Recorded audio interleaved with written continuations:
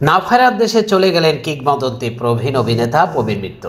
সংকটাপন্ন অবস্থায় রাজধানীর একটি বেসরকারি হাসপাতালের নিবিড় পরিচর্যা কেন্দ্রে আইসিইউ চিকিৎসাধীন ছিলেন তিনি।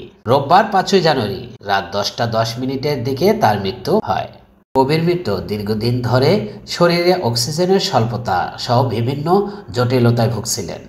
তার ছেলে মিঠুন মিত্র জানান, বার্ধক্যজনিত কারণে ও ফুসফুসের নানা জটিলতার জন্য গত ২২শে ডিসেম্বর তাকে হাসপাতালে ভর্তি করা হয়। প্রবীর মিত্র ১৯৪৩ সালের ১৮ই আগস্ট কুমিল্লার চান্দিনায় জন্মগ্রহণ করেন।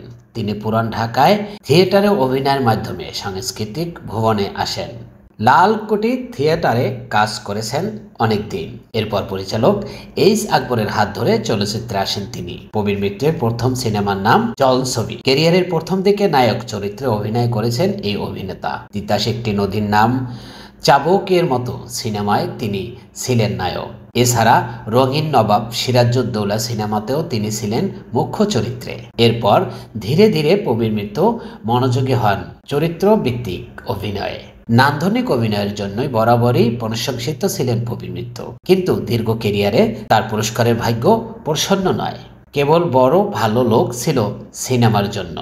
শ্রেষ্ঠ পার্শ্ব চরিত্র অভিনয় চলচ্চিত্র পুরস্কার পেয়েছেন তিনি। পরবর্তীতে ২০১৮ সালে তাকে জাতীয় চলচ্চিত্র পুরস্কারে আজীবন সম্মাননা দেওয়া হয়। শারীরিক অসুস্থতার জন্য বেশ কয়েক বছর ধরে অভিনয়ে অনিয়মিত তিনি।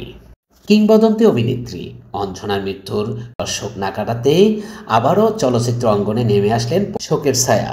সোমবার বাদ জোহর এফডিসিতে জানাজা শেষে আজিমপুর কবরস্থানে তাকে সমাহিত করা হবে। Swapan Shahriar, desk report, news Bangla TV.